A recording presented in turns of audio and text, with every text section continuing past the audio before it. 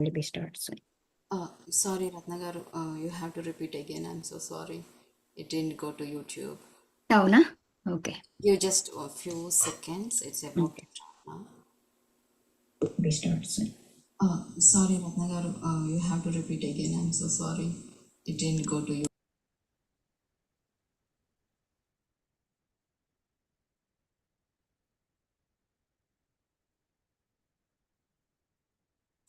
Yeah, please repeat. Yeah. Okay. Namaste, masters. Today is the second day of our workshop about the 4 obstacles of spiritual warrior.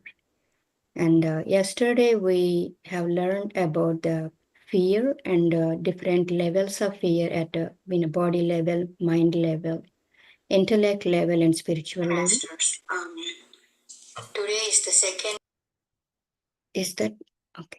So today's topic is about the incomplete knowledge, and we heard, when we are young, back in India. So people used to say it is very easy to converse either with a learned person or someone who is illiterate or who has no knowledge. But it is very difficult to converse with someone who has a half knowledge. So we're going to learn in detail today about the incomplete knowledge through a small skit followed by experiences by our masters and discuss a little bit about that after this topic. Prior to that, we will start meditation and be in a comfortable position. Cross your legs and hands, close your eyes, and pay attention to your breath. And we start the music to start, begin the meditation. Thank you, masters.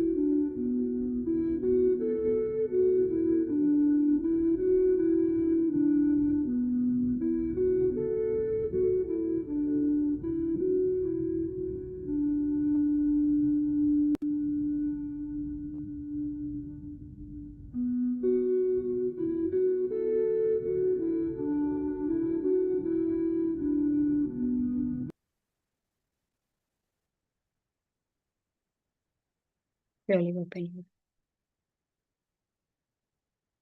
5, 4, 3, 2, 1, 0. Open your eyes with a big smile.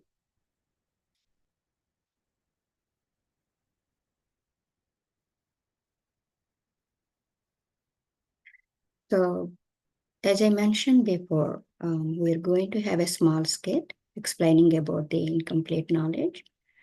And then we also go through some of the experiences of the fellow masters. So let's start with the skit. So the narrator will commence that. Thank you, ma'am. Welcome, masters. Welcome, everyone.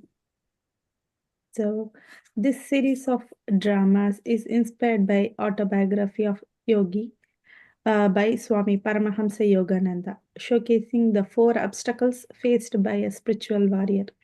Today, day 2, today we are presenting a skit highlighting the second obstacle, that is incomplete knowledge. As Ratna ma'am said, through this enactment, we explore how partial understanding can mislead a seeker and how true wisdom comes from direct experience. Let's begin. The skit begins. A serene evening at Sri Yukteswar's ashram. The courtyard is bathed in golden twilight, the scent of jasmine and sandalwood in the air. A group of young disciples sit in a semicircle engaged in an animated discussion. Mukunda, young Paramahamsa Yogananda, stands at the center, passionately explaining the mysteries of universe. Their robes flutters slightly in the cool breeze. Inside, Sri Yukteswar observes them in silence from the veranda, his sharp eyes gleaming with quiet amusement. It begins. Brothers, the universe is nothing but energy. Every atom, every star, every living being, all are mere vibrations. Science confirms what the ancient rishis proclaimed. The world is Maya, a great cosmic dance of energy forever in motion. So, Mukunda, you mean to say that everything, this tree, the river, even our bodies, are just vibrations? Yes, everything is in a state of constant movement. Even this solid floor beneath us is nothing but a whirling mass of energy, appearing still only because of our limited perception. Disciple 2, not able to hear you. I think you need to remove your headphones.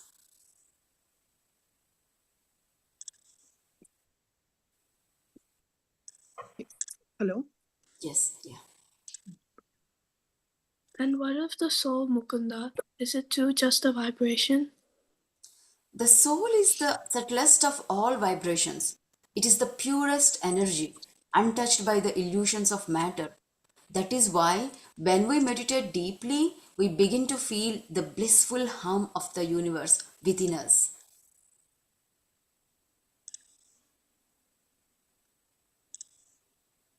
Disciple 3. But if everything is vibration, then who or what is the creator behind it all?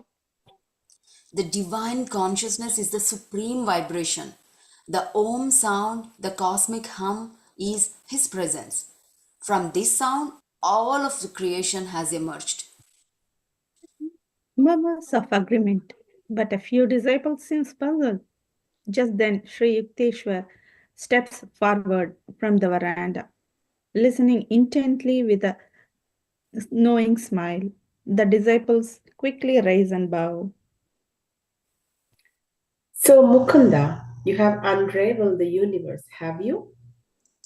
Yes, Master, the universe is nothing but energy, constantly vibrating, and all life is interconnected through the great cosmic law.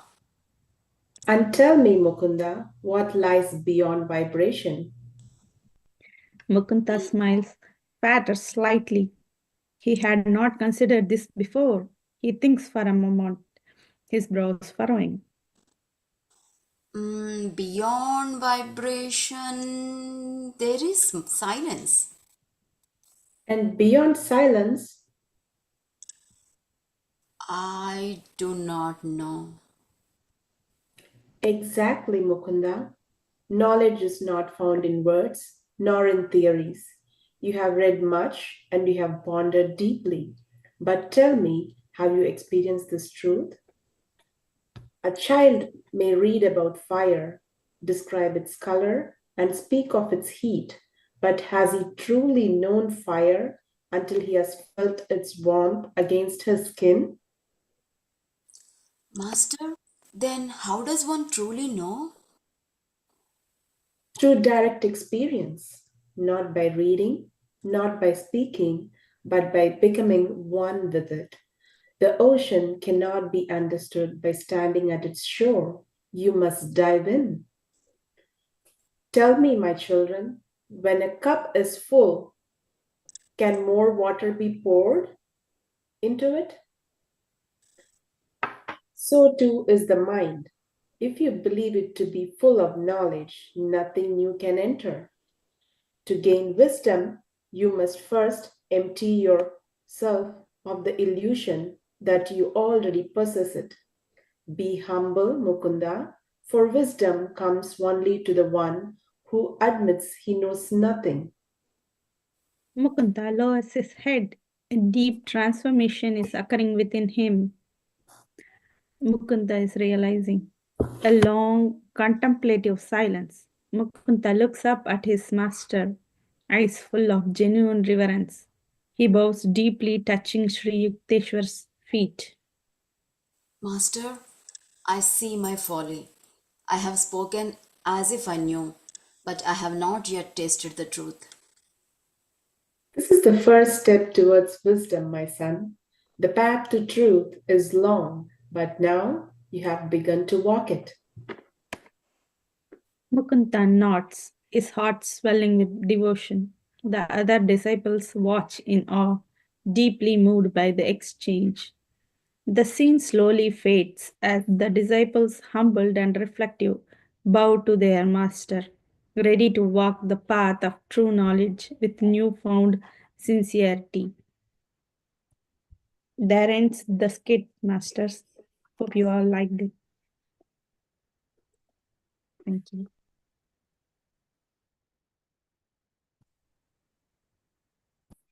Wonderful skit.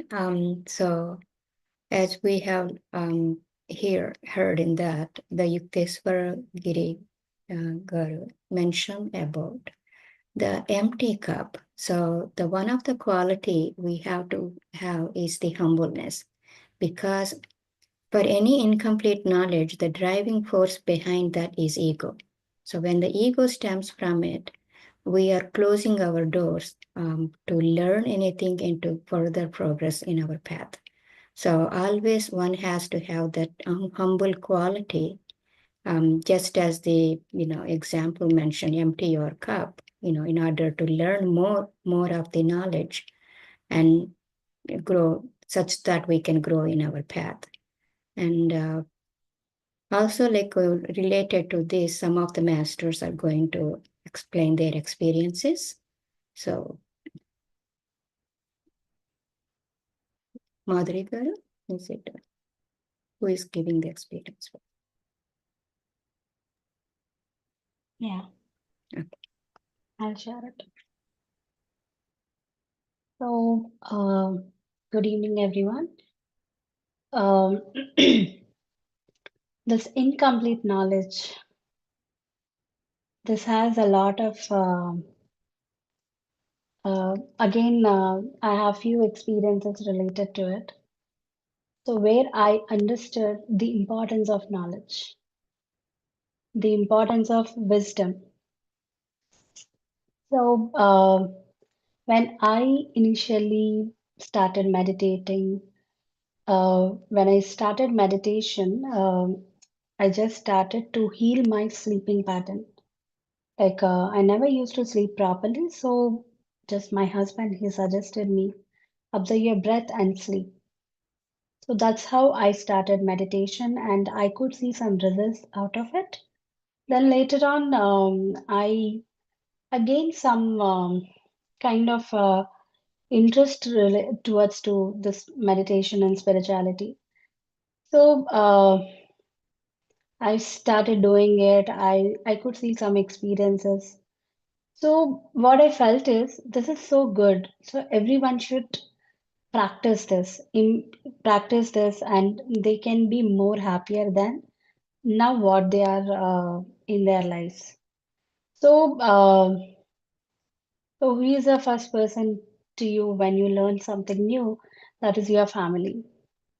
So I started telling my family that you need to do this. It is very good. You can be much more happier. No, this words I'm using now. You can be happy. I used to use this word. You'll be happy. I used to feel that they're not happy. When you do this, you'll be happy. So these kind of a words, and I used to tell them literally on my mom's face, "You're eating non-veg. I won't come to your house." It is just 4 months of 6 months of my practice. I started saying all these things, and after a few years, my parents they came into meditation, but my the other families, my siblings and my um, cousins, whoever they are, the way I used to talk, it made them feel that if I need to meditate, I need to leave the knowledge first, then I can practice a meditation. So I tortured them like anything. Anything means anything.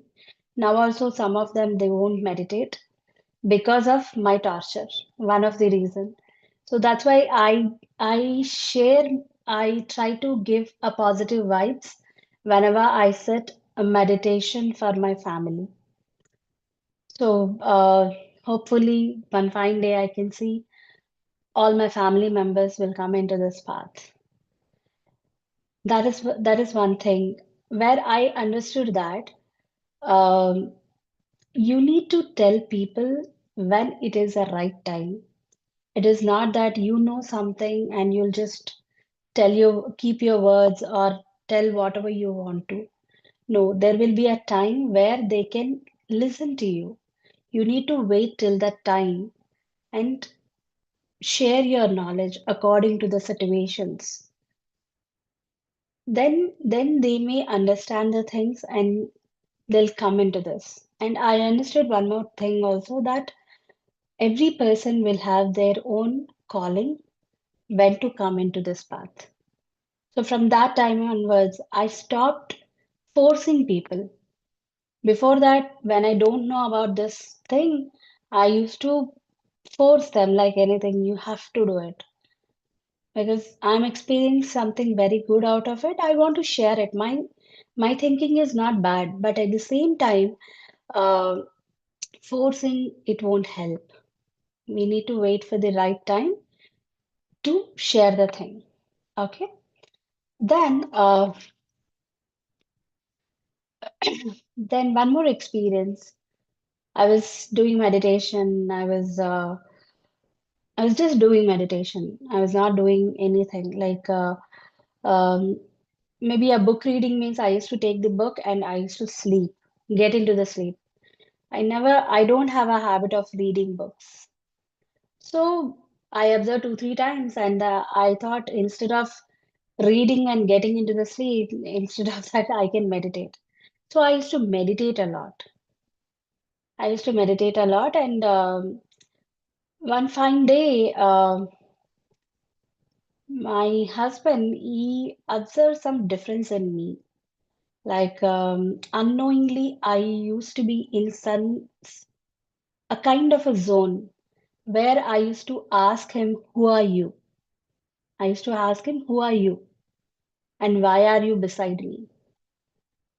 So these questions I used to ask him now and then, and I don't even know that I'm asking him these questions. So that is done. Then we moved to Dubai. Then, uh,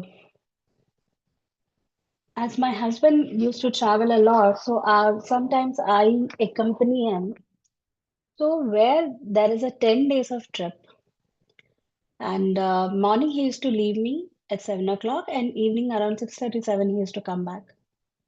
So the way he used to leave me on the bed, we used to have breakfast together. That's all. After that, I was on the couch. TV was running, and I'm on the couch, and I don't know how this till 7 o'clock what I used to do. I don't know that. Music is just playing in my laptop, and I used to feel that I'm meditating these long hours. So I don't remember what is happening in that meditation and all. I don't remember anything. I used to feel that it is very good that I'm in a thoughtless stage. Like that, I'm there for 10 days. And I used to feel so happy and so good because I'm meditating these many hours. And this is my first time I'm doing it.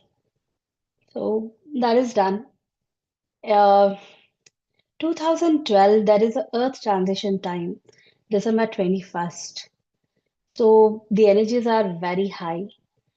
And we all did a group meditation. And the next day, the very next day, I started behaving in a very weird way. Very weird way in the sense, I used, I I used to like this finger is swollen totally. I'm the person who is hurting myself, but I don't remember what is happening with me.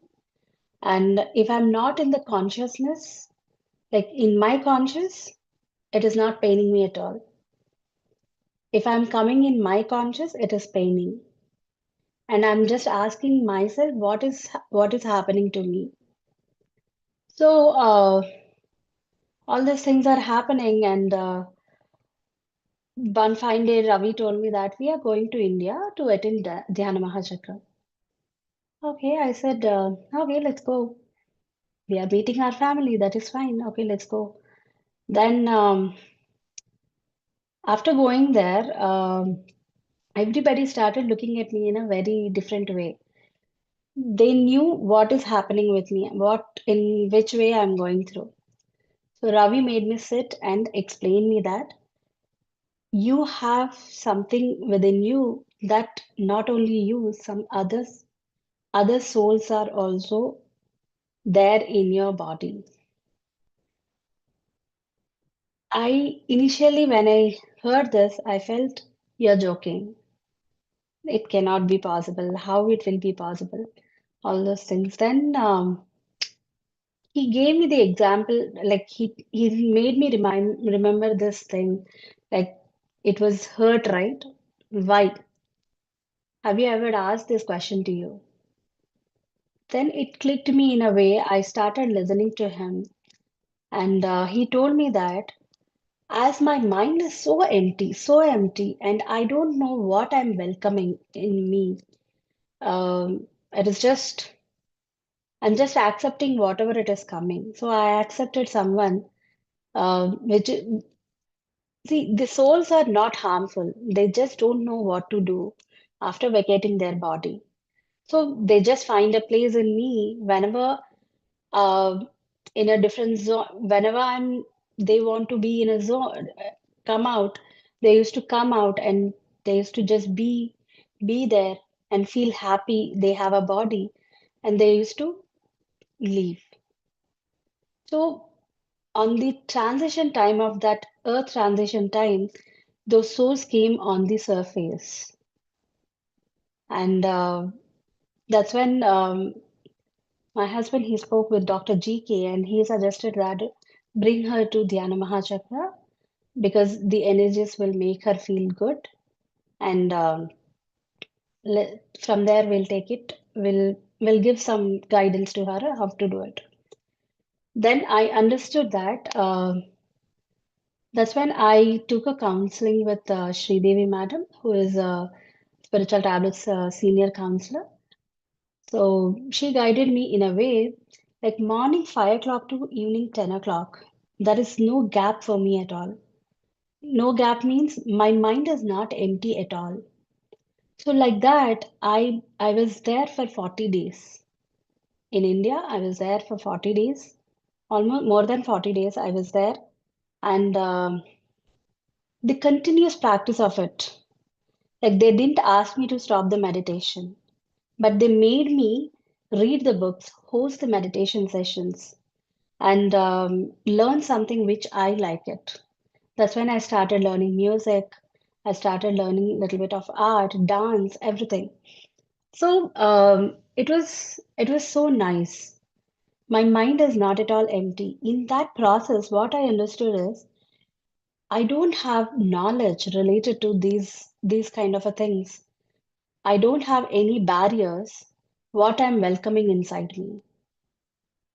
So when I understood with these things with the awareness, uh, I put always a barrier, whatever is needed for me, which is important for me to know, like which is helpful for me to grow in my spiritual world as well as physical world. Those things only it should cross this barrier. Otherwise, nothing can touch me. So that's how I put a shield in front of me. At the same time, I I started understanding the importance of knowledge. I used to feel that I'm very good. I'm this, that. In those 10 years, whatever I did, I used to feel that I achieved something, but it's not. I don't have any knowledge related to it. That's why I encountered with that thing. I suffered a little bit. So always knowledge is very, very much important.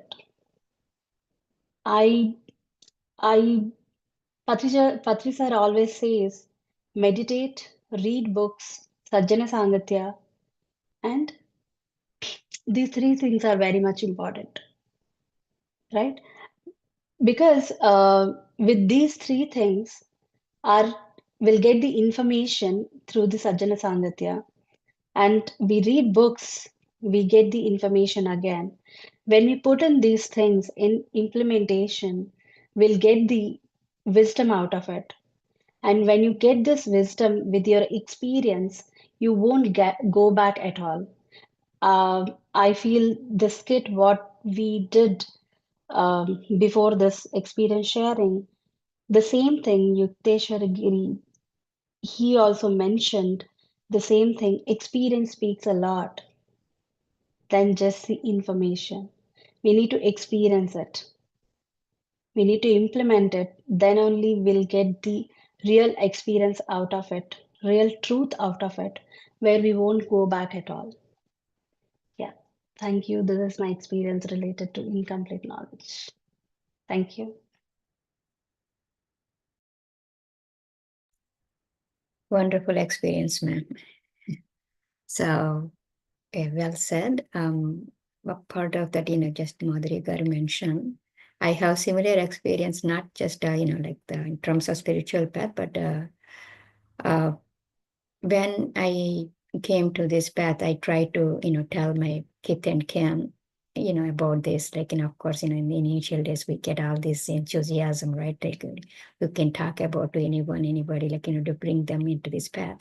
So I try to do the same thing, to, from some of my family members, friends, used to say, hey, come into the path, and it's very wonderful, you know, the best thing, at least you can get a good night's sleep. That's what I did in that one of the benefit I got.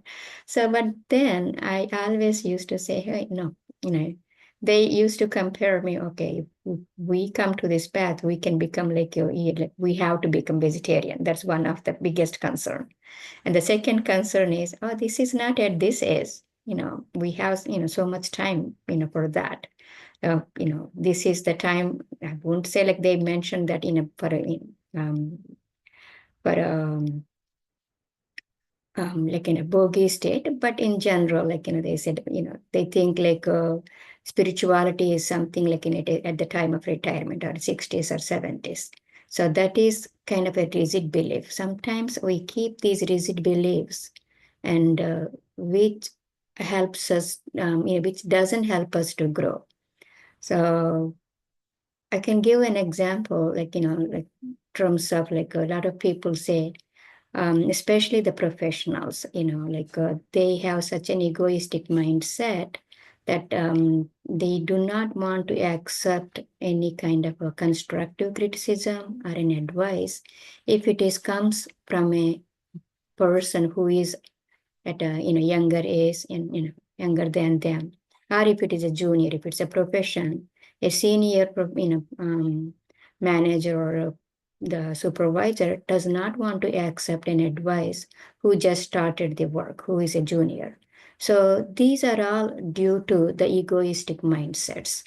We notice that even in parenthood also, a lot of times we as parents, sometimes we are not willing to accept the exploring ideas or the deeds that our children try to convey to us. We try to confine to them to this world ideology of what we have grown up with.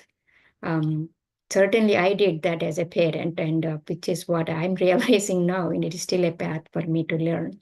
So I'm still learning how to come out of these kind of old beliefs or rigid beliefs. So one of that thing is the incomplete knowledge is associated with the Manipuraka chakra, which is a solar plexus. It is all related to personal power, and some of the qualities of Manipuraka chakra is the willpower, and another one is like say confidence. So everyone should have a confidence. We need it. It's a very required quality to learn and grow. But what if it turns into overconfidence? So the incomplete knowledge is really associated with the overconfidence. So when we have that, it really shuts the door and stop us to further learn. So even in spiritual path, like, we learn a lot, when someone read a lot of books, spiritual books, and or when they achieve certain powers, so the ego convinces us that we have reached the zenith of understanding. So it's an illusion. It's an illusion of knowledge creates a complacency and hinders our progress. So one example I want to talk about here is Adi Sankaracharya. I'm sure many of you might have heard the story of Adi Sankaracharya and the untouchable person.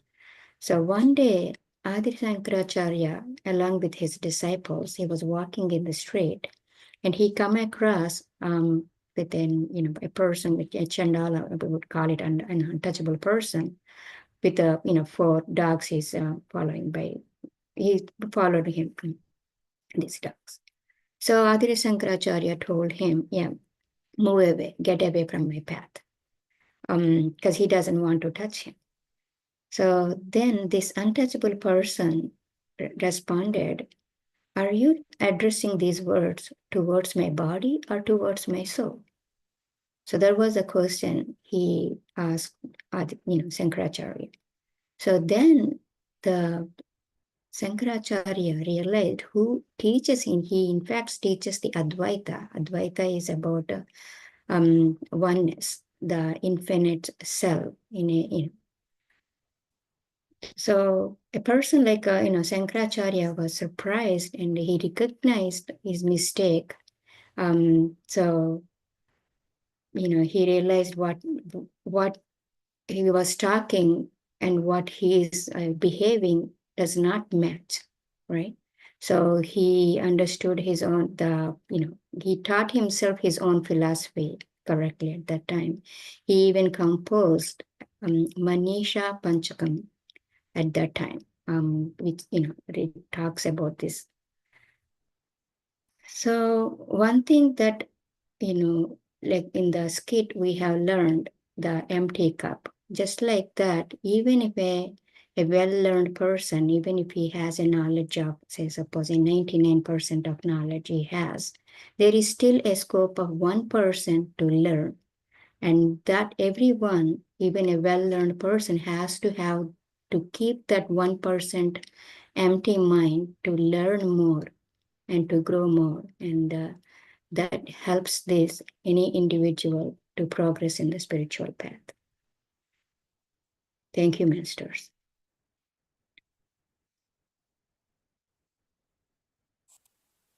Thank you.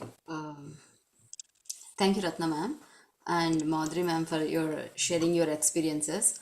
Actually, after listening to your experiences, I got matches with all my experiences too. Whatever you both said, I too have uh, about, I think it's Manipuraka Chakra's experiences.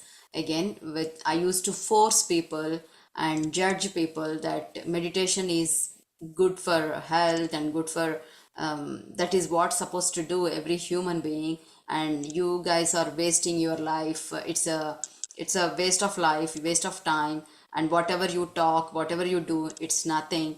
Meditation is the only thing, and whatever I'm doing the best. You are So I used to judge and being like a kind of anger, with an anger um, towards all my friends and families. They used to tell me, but I couldn't understand that you should not force others. Let them give their own time.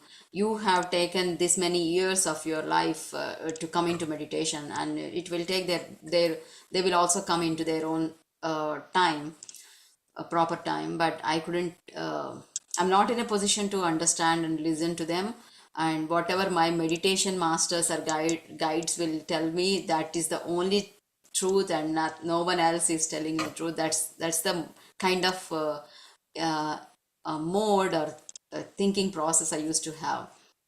And that is one experience, and I'll continue how I came out of that.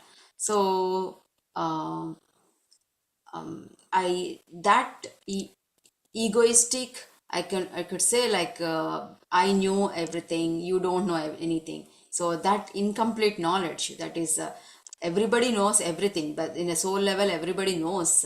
And we have to and as Patriji says, everybody is a master, everybody has a divine being in them.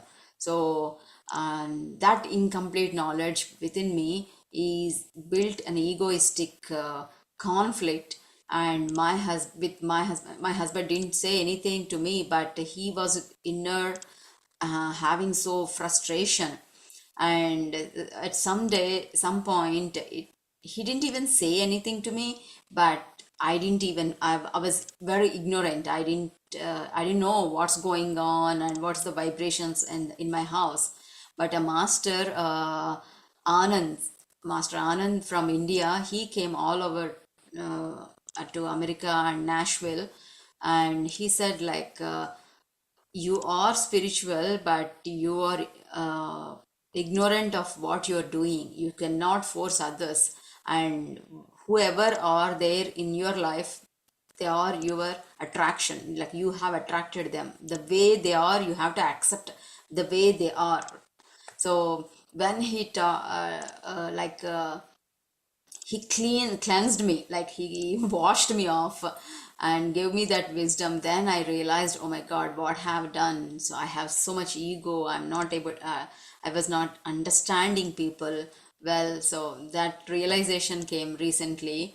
And when I start understanding, immediately I got that clarity of what I have done wrong, and immediately I have changed my thing, and I'm started smiling. Otherwise, I do not do eye contact with others, because you are wasting your life. I'm doing good. So yeah, so whatever I do, even though my friends come to my house, I will be sitting in my computer and doing my spiritual activities, and not even acknowledging them. When Anand sir has taught me, like, this is wrong what you are doing, people won't follow you. If you want to be if you are a spiritual master, and if you want to teach meditation to others, you have to be ideal. So then otherwise people won't people will be thinking in a wrong way. Whoever meditates, they may turn like you, so they won't meditate anymore.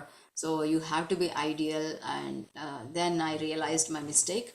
I started smiling at people and started talking to them normally, and that is my first experience.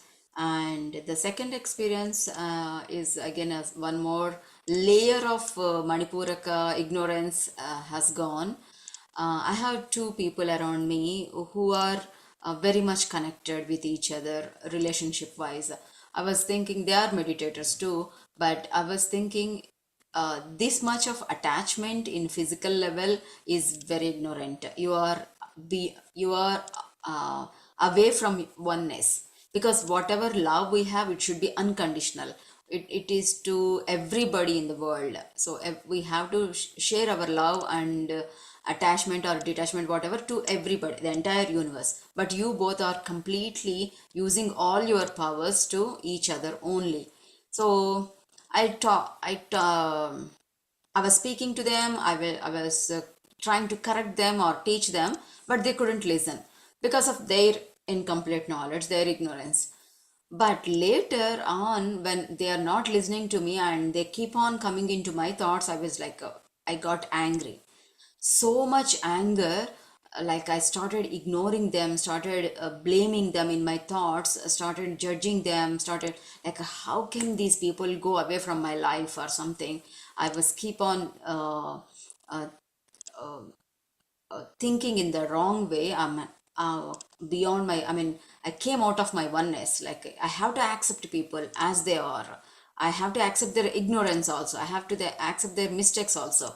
And without that, I did wrong. And what has happened, that anger, anger or fire, power of wrong fire in my Manipuraka chakra, it started burning my digestive system.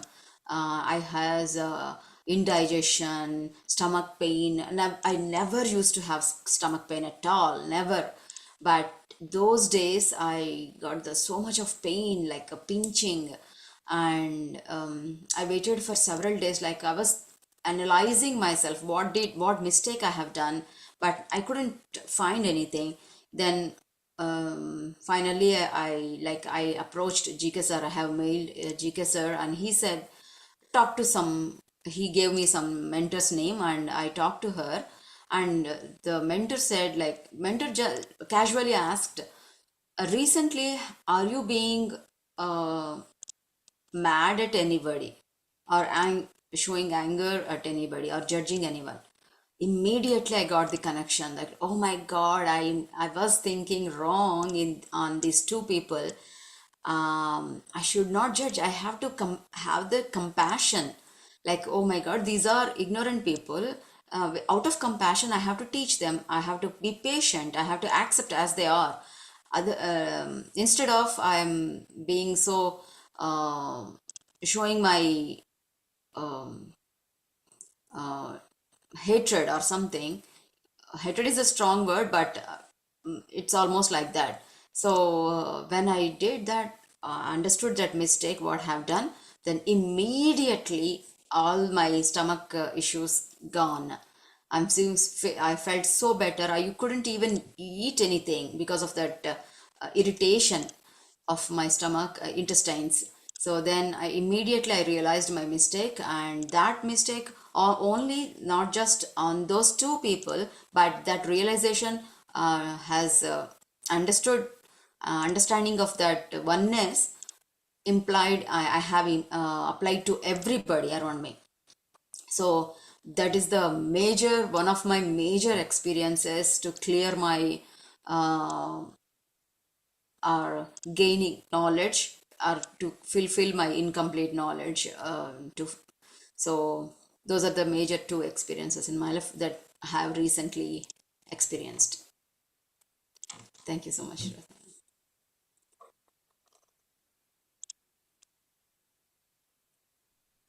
Very good experience sharing, Lavanya Garu. And I think, oh, yes, no matter how much meditation we do, we still need, this tells us how, we still need to have the Sajjan Sangacha. that really helps us to identify our mistakes, and also, we can get rid of the ego. If any experiences we had, sometimes the certain experiences we can make us feel proud, the feeling of pride. So, but when we listen to other masters' experiences, it gives us to cross-check with us what we are doing and help us to understand, where we are at, and not to fall a prey for this type of incomplete knowledge and ego associated with it. Yes. Yes, we are so blessed and fortunate to have this PSSM as a system. So Yeah. no one, the masters, they try to help us unconditionally without judging. So when we reach out to spiritual masters, they help us with so much love and compassion. That's so grateful of the entire universe. In fact, thank you. So tomorrow we're going to learn about ESPs, extrasensory perception. That is the third day of this workshop. And Would you like to? anything else you want to add, Lavnika? Yeah, the wisdom about incomplete knowledge. Uh, something you want me to share more information related to Yeah, that? yeah, I've shared you the document, right? Oh, that information. Okay. 1 second.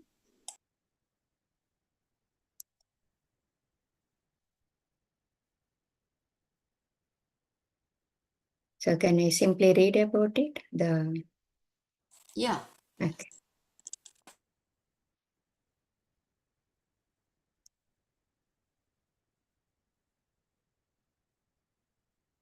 So incomplete knowledge here can be understood as half knowledge. I won't use the word half baked, but half knowledge.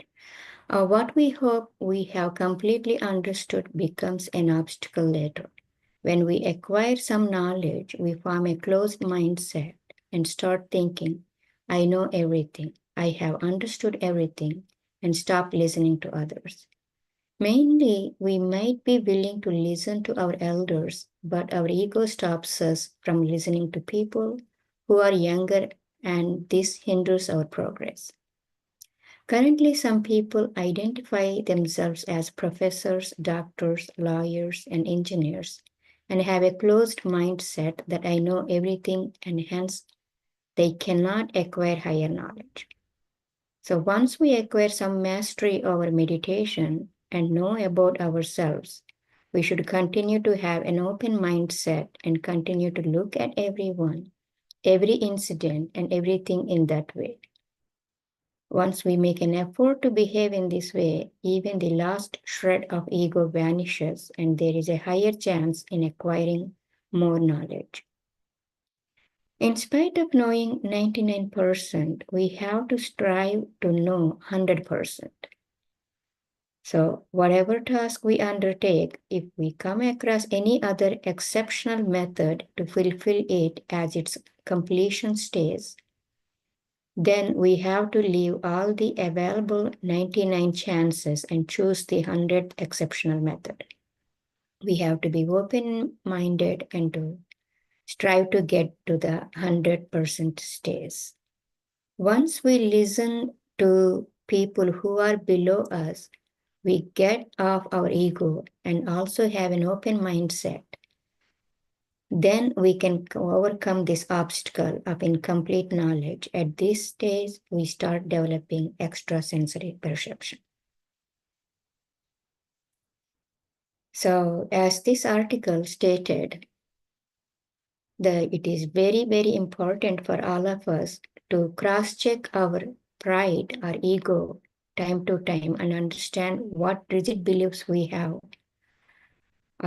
Because it's very easy to develop those beliefs when we are moving in our materialistic life in day-to-day life situations. It's very easy to add more of the rigid belief or concrete beliefs in that way. So one has to realize, understand, or cross-check these beliefs or ego patterns and break those patterns in order to learn more. And one way of doing that is, of course, the meditation, Sajjana Sangacha, reading books will always help us to learn more and learn from each other and grow, develop our spiritual progress. Yes, Ratna ma'am. Thank you. As we all shared, and as the tablet Incomplete Knowledge tells us, like we all used to, so many people, we three of us shared that we had pride to that we are good and others are not, and that's our showing our incomplete knowledge. Yeah, well said. Thank you so much. Yeah, please share about tomorrow's, and we'll done. Yeah, we will do this extra sensory powers. That's the third obstacle tomorrow. And let's conclude. Nama, Thank you. conclusion statement. Okay, masters. Thank you for joining today. We hope you like this session. Tomorrow at the same time, we will meet for the third obstacle of a spiritual warrior. It's extra sensory powers. Thank you so much.